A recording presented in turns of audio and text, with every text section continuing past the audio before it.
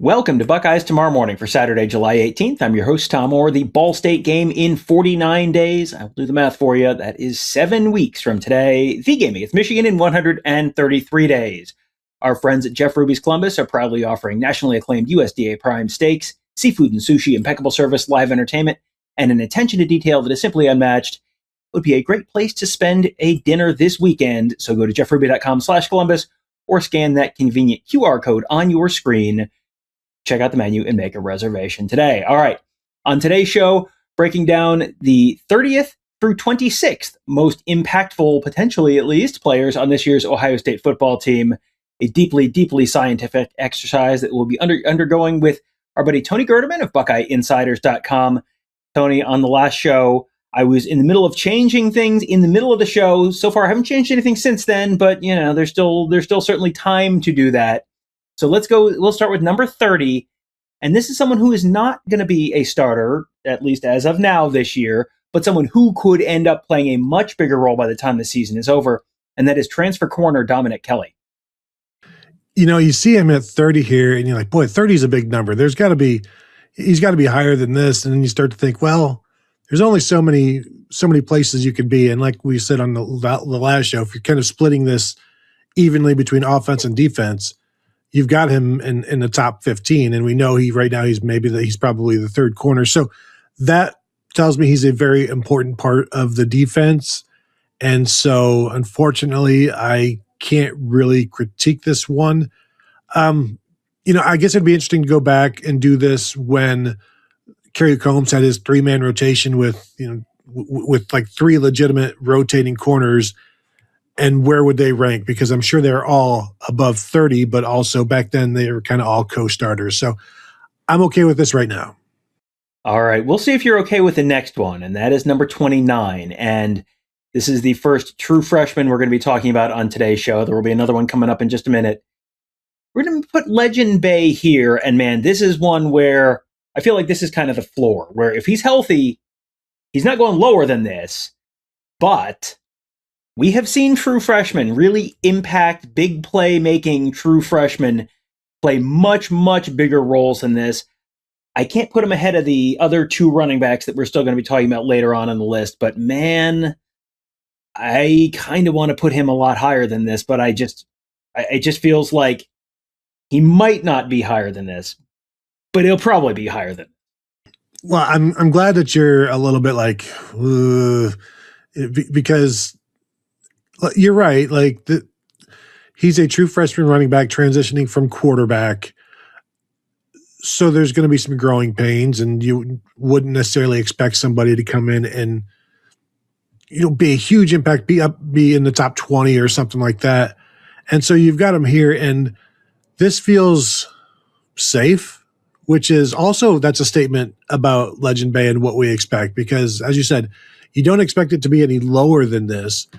I do wonder, what do we consider impactful? Because Dontre Wilson, as a true freshman, had just about 1,000 all-purpose yards, with rushing, receiving, and kickoff returns.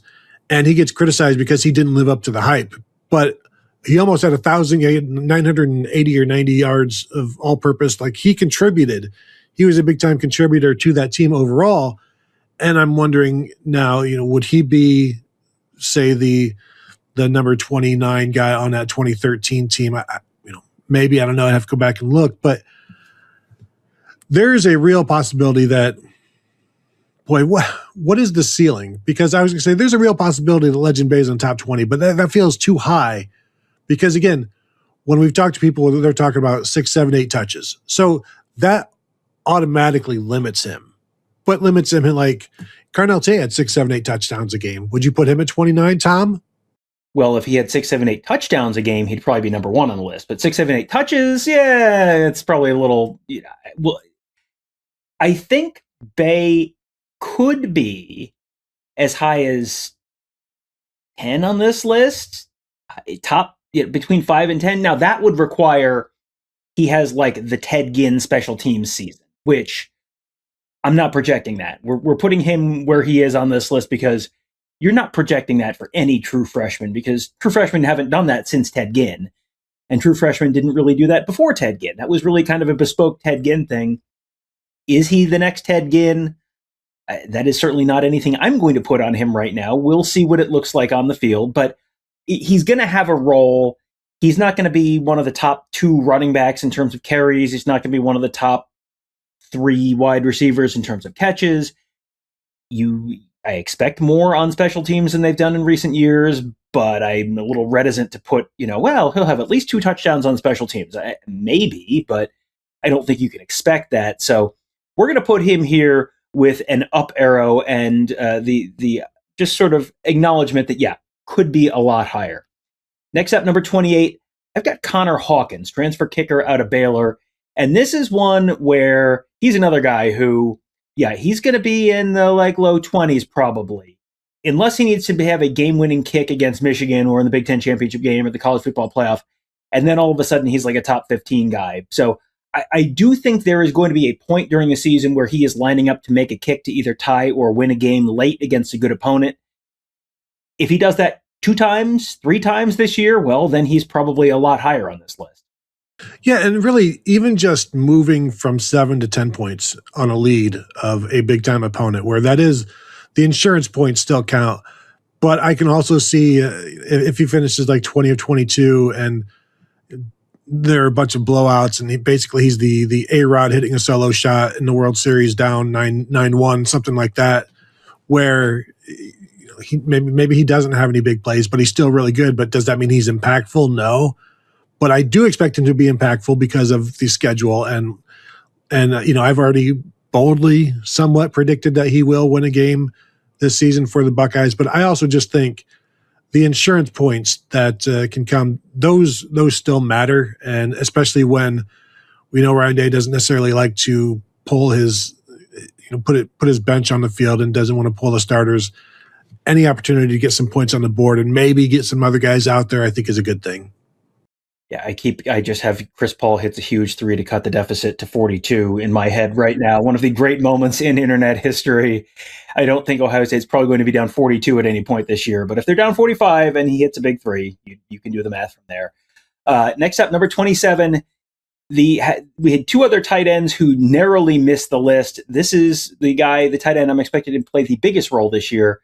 That would be Nate Roberts.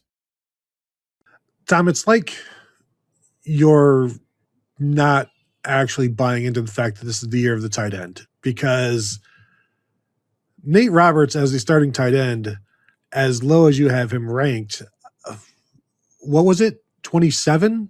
27, yes. I could accept 2 or 7, but when you put him at 27, that's a bridge too far. But I do think I think there's a pretty good chance that he's higher, but also being a tight end, if he's not getting the ball, nobody's going to hold you, to account for this. Nobody's going to recognize that he should actually be a top 10 kind of guy or top 15. So I think you're going to get away with it like you do with most of your crimes.